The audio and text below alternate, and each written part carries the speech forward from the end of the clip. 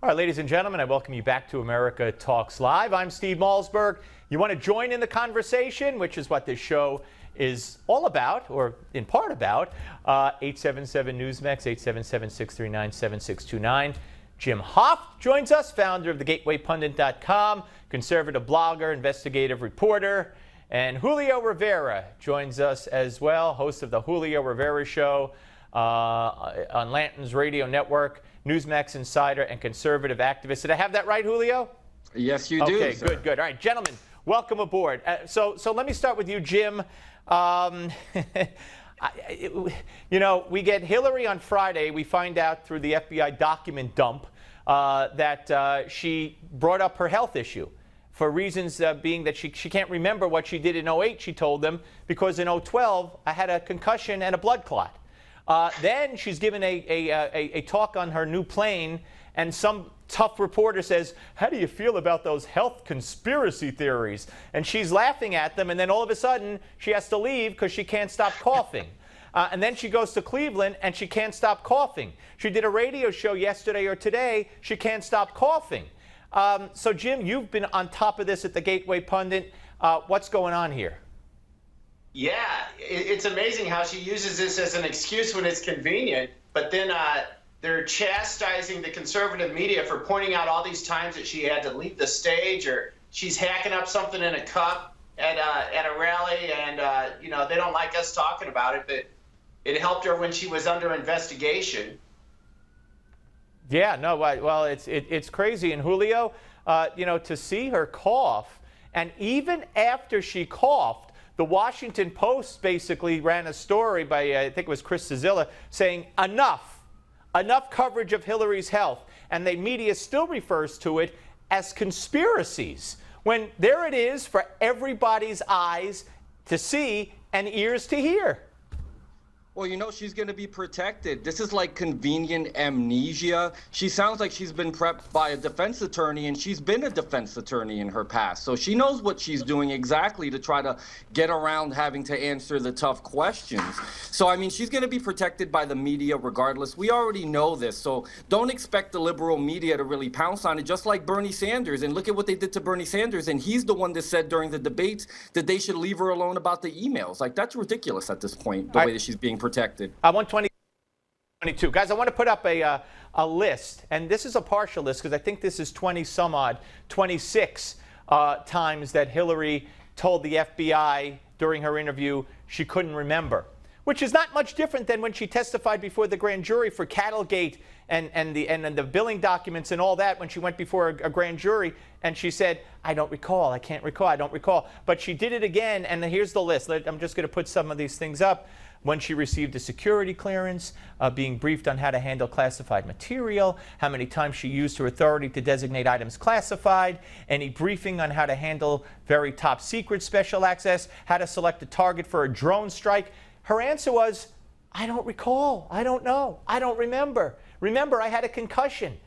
Poor me, I don't get it. So Jim, how on earth does someone running for president tell the FBI 26, 30, whatever times on issues such as this, I don't remember, and then expect to get elected president of the United States? It's hard to keep up with all of her lies. And by the way, that same Washington Post reporter who said that we should not be talking about Hillary's health, Chris in Cizilla. 2008, he wrote an article about John McCain's health. So isn't that interesting how it changes as the years go by? But Hillary, again, I had a story up on the Drudge Report yesterday. That coughing attack, it wasn't like she was just clearing her throat. It went on for 4 minutes on stage, right? And so this is a woman who has some serious health concerns. Again, she uses it when it's convenient, but we're not supposed to talk about it according to the liberal media. Well, let me ask you this, Julio, and then I'll get Jim to weigh in on this too. Donald Trump has said today that he will release his tax returns if Hillary releases all of the emails that she wiped or bleached. He maintains that she knows how to get them, that there must be a way for her to get them. Now, of course, that's never going to happen. But is that kind of thing a winning strategy? We've seen what has happened in the CNN poll, where he took an 11-point deficit a few weeks ago and now has a 2-point lead, where he has a 20-point lead with independents in that poll. So is this a continuing winning strategy by saying, all right, you want my health records? Release the emails. Well, I think that in part, the fact that he's had this bump is due to the fact that people are being speculative regarding her health. It's a serious concern. If she can't remember things that happened 8 years ago, I don't think she may be mentally fit to hold office for 4 years or potentially 8 years. You know, she's not getting any younger, and it's a serious concern. I think that's why the numbers are changing in his favor now. Yeah, Jim, weigh in on that, the challenge, if you will.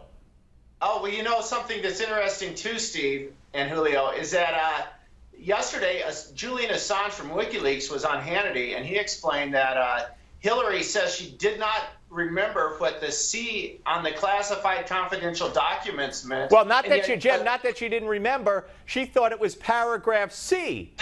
But, of course, there was, there was never a paragraph A or B, but she thought C was, everybody wanted to mark a paragraph C. But go ahead, I'm sorry to interrupt. Right, and Assange says he has thousands of documents where she signed off where it was classified confidential. The same thing she says she doesn't understand what it meant. So she's in she's having serious problems, and she can't keep up with all these lies she's telling. It is very, very scary. Julio, Andy McCarthy, and no one knows more than Andy McCarthy, okay? And he wrote a piece at National Review, and we just had him on prior to you guys.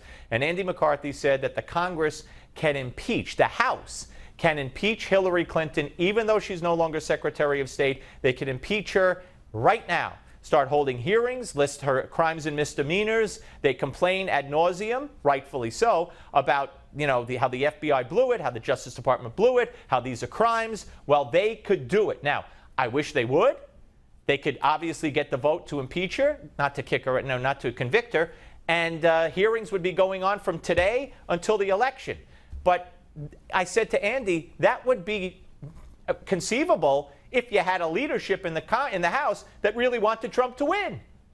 Exactly. You know what the problem with the Republicans in the House is? It's very easy for them to go ahead and advance something to the Senate, but Republicans in general and the party strategy is not really to attack where they can. We saw Harry Reid, when he was the House Majority Leader, use the nuclear option where they can pass things with or advance things with 51 votes. We don't see Republicans trying to do that. The optics alone would kill Hillary's campaign if every day they were holding hearings in the House about impeaching her. People would say, well, why can't we even try to vote for someone that may be impeached if the Senate changes over? Maybe they can get a conviction or what have you.